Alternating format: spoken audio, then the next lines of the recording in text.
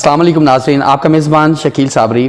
اور ناظرین، جس طرح ہمیشہ کی طرح ہم ایک اچھی اور نئی ویڈیو کے ساتھ آپ کے سامنے حاضر ہوتے ہیں. آج بھی ناظرین، آج ہم جہاں پر پہنچے ہوئے ہیں، موو آن پاکستان MOP، یہ پاکستان کی وہ سیاسی جماعت ہے جس کا نعرہ اور یہ اس چیز سے بہت ان کو پبلسٹی ملی تھی جب انہوں نے بینرز لگائے تھے کراچی کے اندر، پورے پاکستان کے اندر جانے کی باتیں جانے دو. تو اس وقت پورا پاکستان کا میڈیا اٹھ کھڑا ہوا تھا کہ یہ کون بندہ ہے جو کہ کہہ رہا ہے کہ آرمی حکومت پاکستان پر تعینات کرے، لیکن ان کا مقصد یہ نہیں تھا.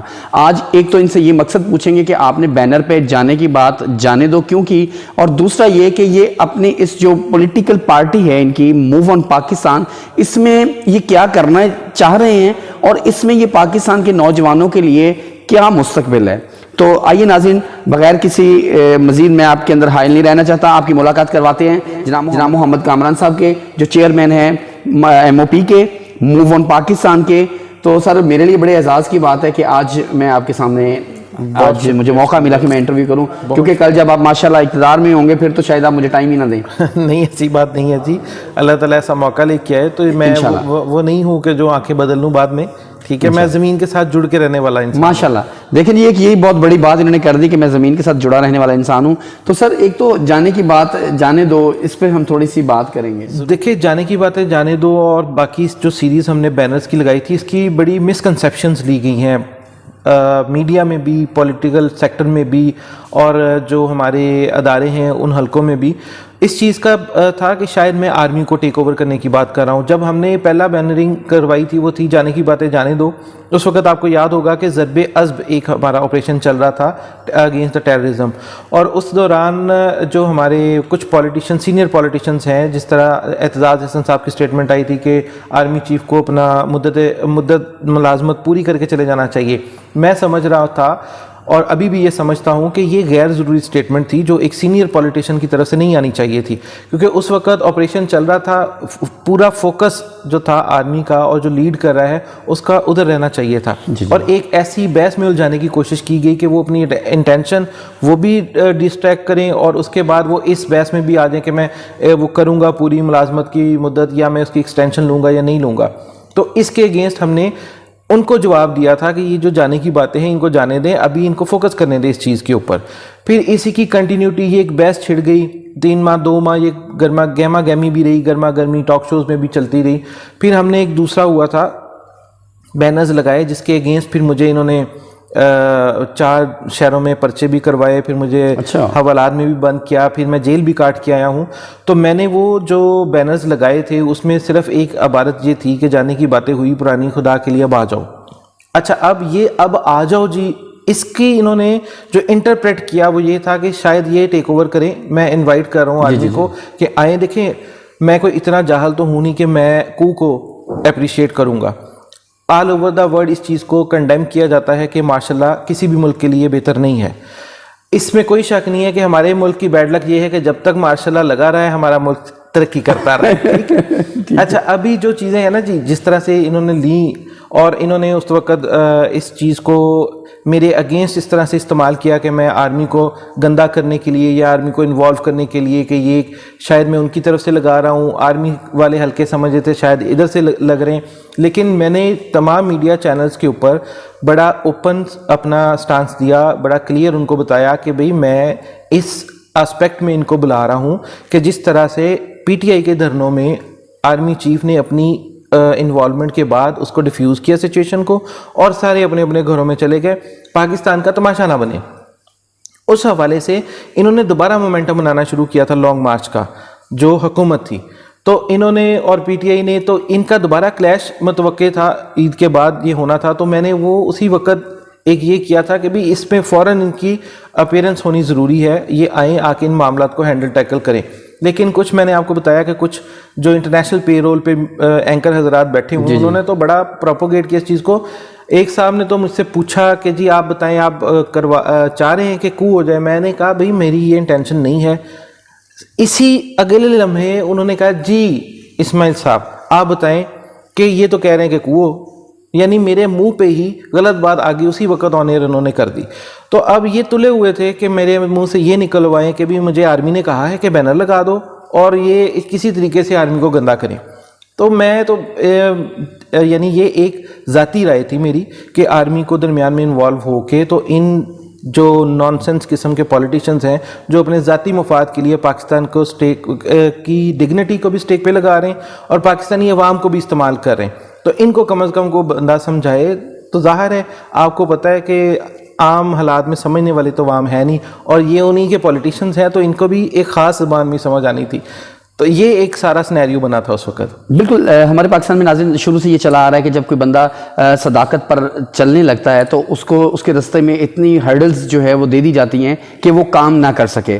لیکن سر محمد کامران صاحب، آپ سے میری مطلب ایک سوال یہ ہے کہ آپ اپنی اس جو اپنی پولیٹیکل پارٹی ہے جی جی اس کے لیے آپ کتنا چندہ لیتے ہیں معذرت کے ساتھ؟ جی جی جی آپ کی ٹرمز کنڈیشنز کیا ہیں کہ like if I want to join you, تو میں نے آپ کو جوائن کیا تو مجھے آپ کو کتنا پیسہ دینا پڑے گا تو آپ مجھے ٹکٹ دیں گے؟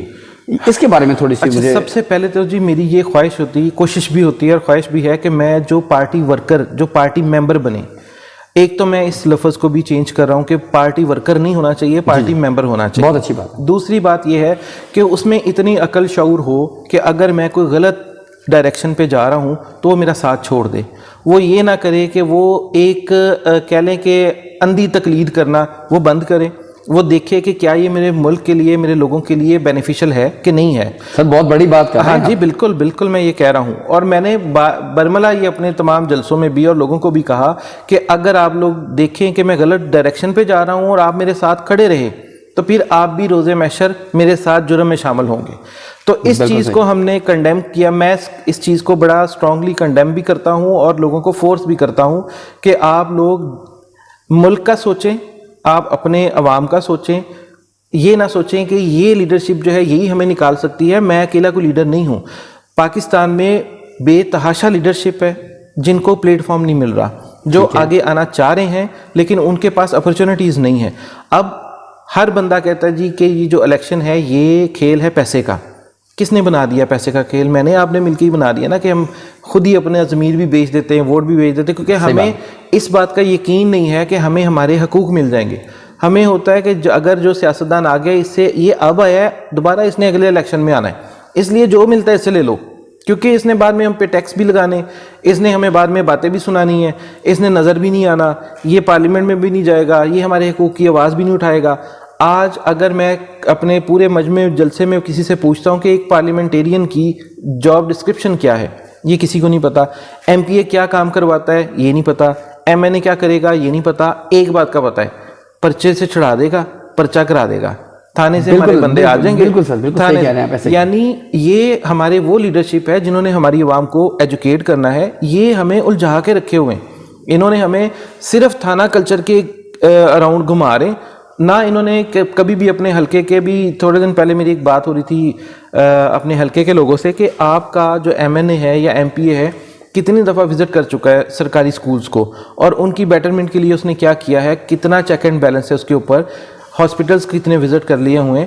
وہ اپنے کاموں میں اتنے مصروف ہیں کہ ان کو اس چیز کی ضرورت نہیں ہے. انہوں نے بس ووٹ خریدے، الیکٹ ہوئے، آ گئے، اس کے بعد وہ بیٹھ گئے جی یہ ہمارے ہاتھ میں نہیں ہے، ابھی ہمیں فنڈ نہیں آ رہا. اب پھر کیوں پوزیشن ریٹین کر کے بیٹھے؟ اچھا محمد کامران صاحب، آپ کی باتوں سے جو مجھے لگ رہا ہے نا، اس میں ایک بڑی مشکل ہے کہ آپ جتنے مطلب اسٹرکٹلی اور جتنے اپنے محب الوطن ہو کے آپ نے جیسے کہ کہا کہ مطلب مجھے کریز ہے کہ پاکستان میں ایسا نہیں ہونا چاہیے. بالکل. تو پاکستان جیسی دھرتی میں جہاں پر ہمارے ہاں صرف سیاست ہی چلتی ہے، یہ تو ہمارے گھروں سے شروع ہوتی ہے اور باہر تک سیاست چلتی ہے، تو اس مطلب سارے سینیریو میں رہ کے آپ ثابت قدمی سے چل پائیں گے؟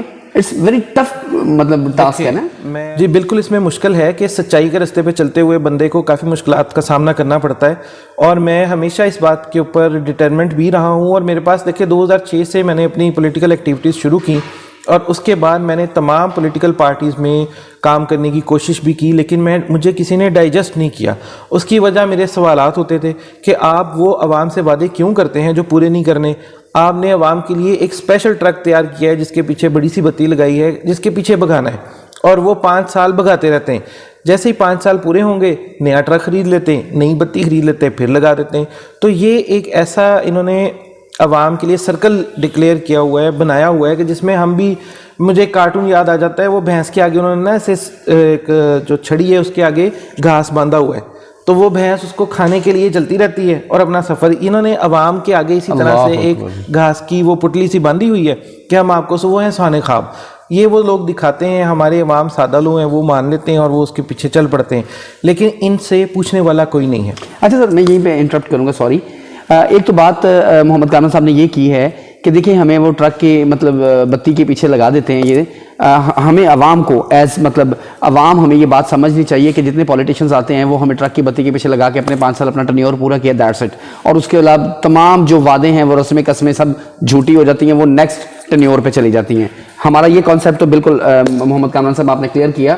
اس کے ساتھ ساتھ میں یہ پوچھنا چاہ رہا تھا کہ دیکھیں پاکستان کے اندر الحمدللہ کسی بھی چیز کی کمی نہیں ہے, نہ ٹیلنٹ کی کمی ہے, نہ تعلیم کی کمی ہے, نہ وسائل کی کمی ہے, لیکن یہ جتنی چیزیں ہیں سب کریٹیو ہیں. ایکچولی ایسا ہے نہیں. تو آپ یہ بتائیے کہ ہم آپ نے مطلب موو آن پاکستان کو ایم او پی کو مضبوط کرنے کے لیے آپ عوام کو کیا دے رہے ہیں؟ ابھی دیکھیں اقتدار میں آنا ایک الگ چیز ہے, لیکن now you are the part of Pakistan.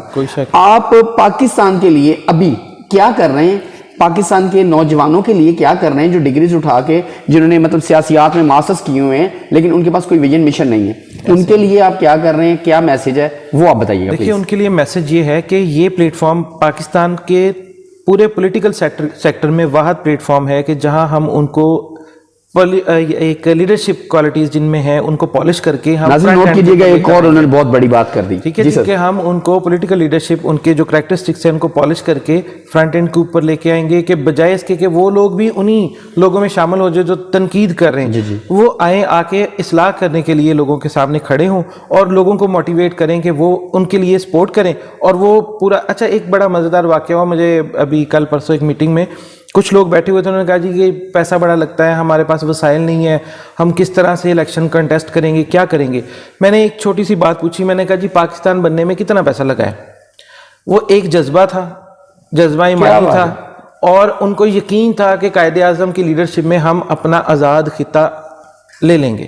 یہ ایک پوری ہسٹری میں پاکستان سیکنڈ اسٹیٹ ہے, فرسٹ اسٹیٹ ہے جو آئیڈیالوجی کے اوپر قائم ہوئی ہے. ٹھیک ہے جی, اب کیا ہوا ہے کہ کیا ایک خطہ ہم آزاد کر سکتے ہیں, تو کیا ان جو غلام حکمران ہیں ہمارے, ہم ان سے آزادی نہیں لے سکتے؟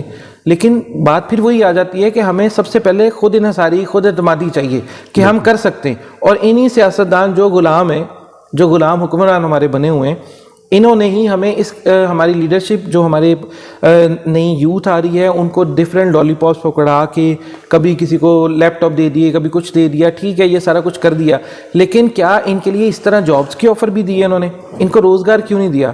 یہ پیراسائٹس کی طرح پالتے ہیں, استعمال کرتے ہیں اور پھینک دیتے ہیں.